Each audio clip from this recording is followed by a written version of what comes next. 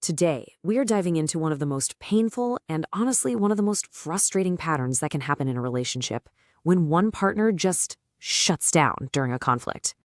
If you've ever felt that pit in your stomach, that rising sense of panic or hopelessness when your partner goes silent, then you know exactly what we're talking about. This quote here really just hits the nail on the head, doesn't it? Because this isn't just a simple disagreement, right? For the person who's trying to connect, being met with that wall of silence, it can literally feel like you're disappearing, like you don't matter. It triggers these deep, deep feelings of anxiety and rejection. But what's really happening inside the person who shuts down? You might think it's a choice, that they just don't care. But the answer is actually less about a lack of love and a whole lot more about a physiological survival response. Okay, so let's get into the science of this for a sec. Researchers like the amazing Dr. John Gottman, they call this emotional flooding. Basically, it's a state where your body perceives the argument not as a disagreement, but as a genuine threat. We're talking like on a biological level, it's the same as being chased by a bear. And I'm not exaggerating here. When someone is emotionally flooded, their heart rate can literally skyrocket to over 100 beats per minute. That's a huge, measurable sign that their primal fight or flight system has hijacked the controls. And what's happening here is a full-on biochemical event. It is a total body takeover. As you can see, stress hormones like adrenaline and cortisol are just flooding the nervous system. This affects everything. Your breathing gets shallow, your jaw clenches up, your whole body might even start turning away.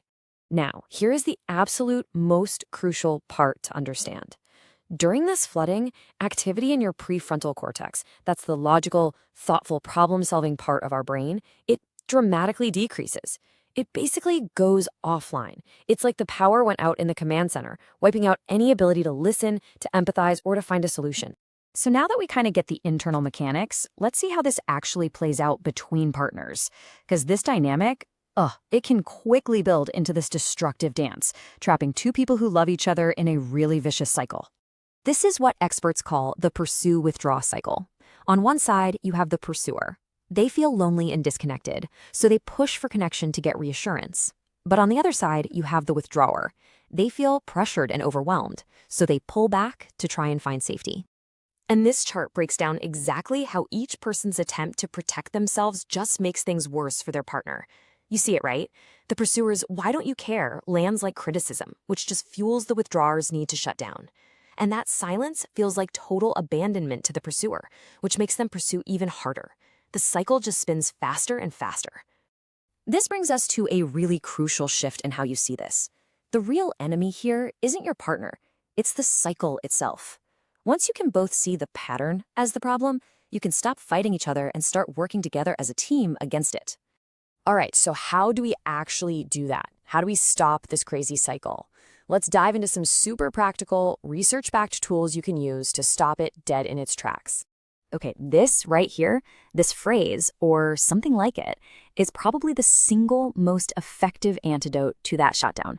It's learning to call for a respectful, non-punishing timeout.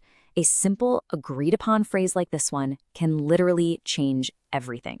And that time frame is so critical. Research shows it takes at least 20 minutes for those stress hormones to work their way out of your bloodstream. It takes that long for your body to physiologically calm down. Before that, your rational brain is still offline. Now, a successful timeout isn't just about storming off. It's not about avoidance. It has rules. First, you state the need for a break. Second, you agree on a specific time to come back. Third, you both go do something to genuinely calm down. And fourth, and this is the most important part, you actually come back and reconnect as promised. This comparison really gets to the heart of it. A healthy pause is a tool for connection. Its whole goal is to protect the relationship so you can come back and fix things. But stonewalling, that's the shutdown, is an act of disconnection. It's abrupt, it's silent, and it blocks any chance of repair. So, what you do during that 20-minute break is absolutely critical. The goal is to calm your body, not to reload for another round of fighting. So do listen to music, go for a walk, do anything that's soothing. But please, don't just sit there stewing about the argument or planning your next attack. That just keeps the stress hormones pumping. Now, for the partner who tends to be the pursuer, there's a really powerful tool for you too. It's called a softened startup.